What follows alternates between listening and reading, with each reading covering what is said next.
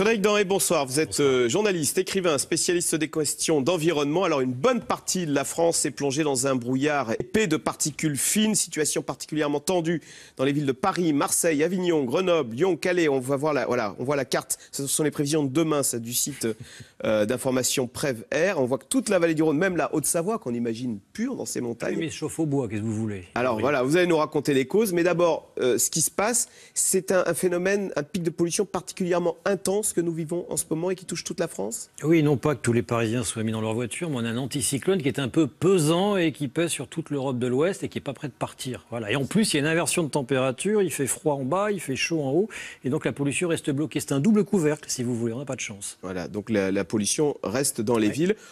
On nous dit néanmoins que les grandes villes étaient davantage polluées il y a 40 ou 50 ans. Simplement, il y a 40 ou 50 ans, il n'y avait pas Air pour mesurer les particules fines. Eh ben, il y a 40 ou 50 ans, ici à Paris, il y avait des usines. Il y avait des usines à gaz, il y avait des usines automobiles, il y avait des usines tout court. Donc il y avait une oui, mais nos grands-parents y survivaient.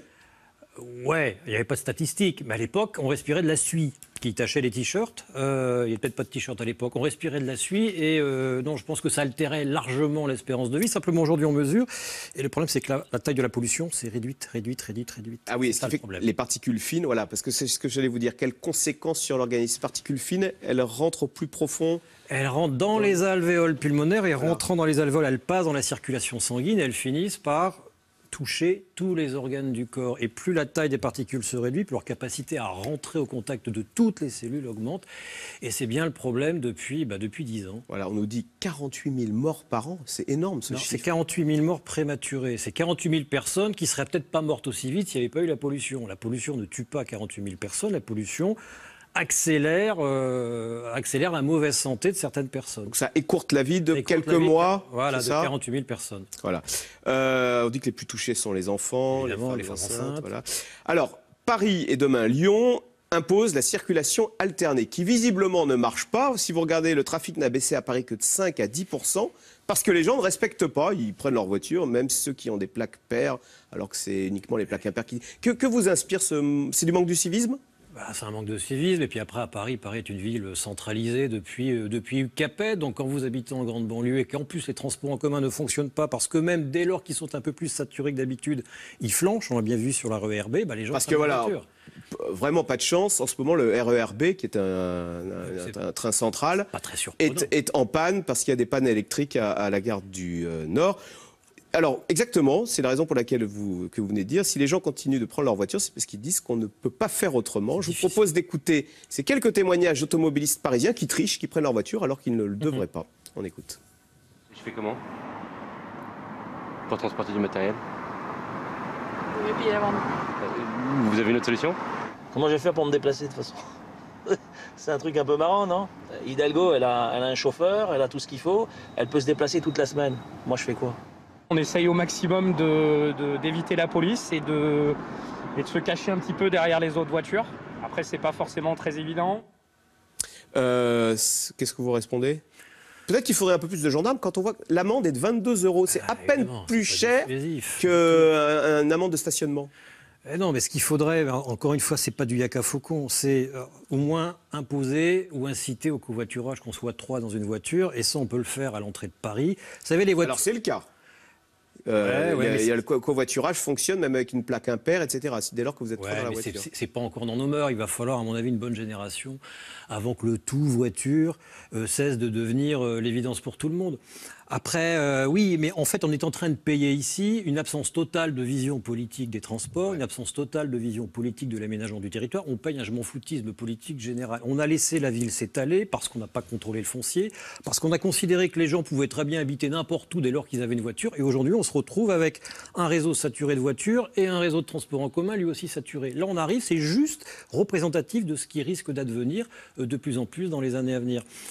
Alors après, si on veut diminuer la pollution particulière, alors c'est pas que le diesel. On oublie de dire que les moteurs essence en émettent encore plus. Ah bon? Bien sûr.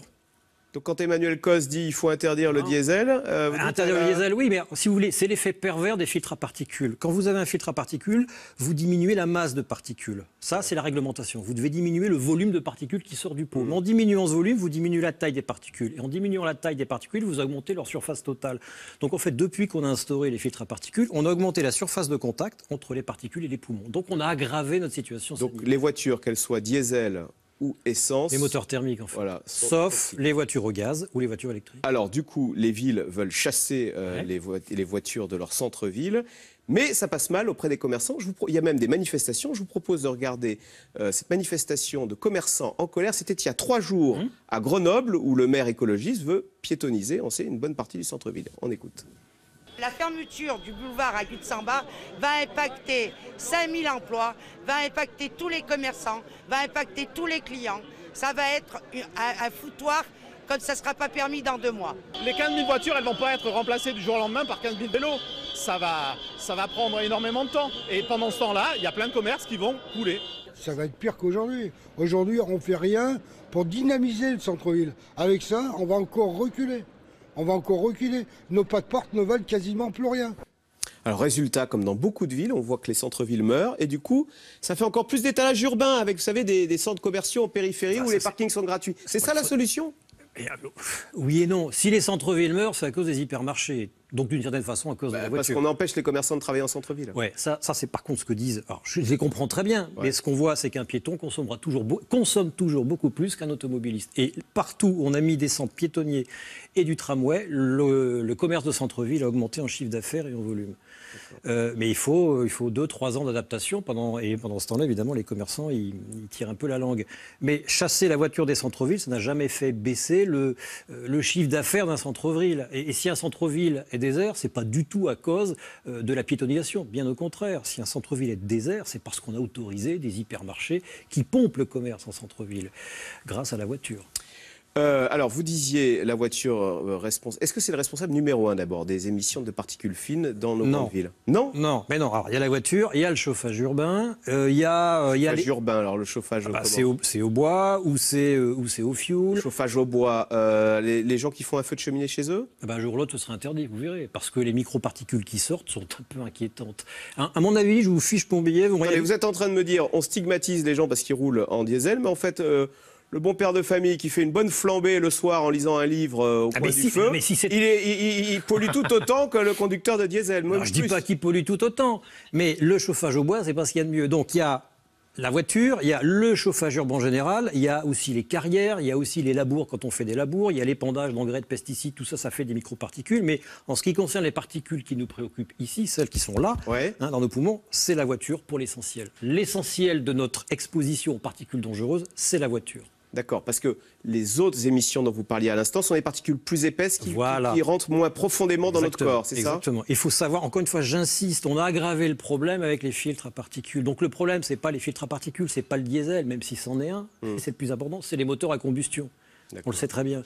Et donc la solution, si tant est qu'il y ait une solution technique, mis à part l'aménagement du territoire à revoir, mis à part un changement de comportement, c'est la voiture électrique et ou la voiture au gaz, le gaz naturel pour véhicules ou le gaz de pétrole liquéfié. Donc la voiture électrique, vous lui voyez un bel avenir ? On sait qu'en Norvège, déjà, maintenant, c'est 10-13%. Il n'y a pas que la voiture, il y a les modes doux, il y a le vélo, il y a le covoiturage, il y a un moment ou un autre, il y aura des péages urbains. Ce qu'il faut au moins, c'est augmenter l'efficacité de la voiture. Donc, c'est pas être 1,2 comme on est en Ile-de-France, c'est au moins être à 3. Donc, le vélo en centre-ville, je crois qu'à Copenhague, maintenant, il y a plus de vélos que de voitures. C'est pas un truc de bobo, c'est un truc de santé publique. Mais évidemment. Et le vélo électrique. Non, parce qu'on va dire, ça c'est bien beau, les Parisiens, là, ils sont en vélo. Mais quand on habite en banlieue, J'habite en banlieue. Voilà, comment on fait pour venir ? Eh bien, c'est compliqué. Il faut prier le Seigneur, si vous êtes croyant, pour que le RER fonctionne. Et le problème, c'est qu'il a du mal à fonctionner. Voilà. Je suis désolé. Merci beaucoup, Frédéric Dancey. Donc, je rappelle, spécialiste des questions d'environnement, journaliste, écrivain. Merci. Vous restez avec nous tout de suite. Caroline Roux, c'est dans l'air. Bachar el-Assad est en passe de reconquérir la ville d'Alep. Le maître de Damas bénéficie, on le sait, du soutien de la Russie et de l'Iran. Les Européens, les Américains sont-ils réduits au rôle de spectateurs dans ce conflit stratégique en matière de lutte contre le terrorisme ? C'est dans l'air est intitulé ce soir. Alep, Poutine fait triompher Bachar.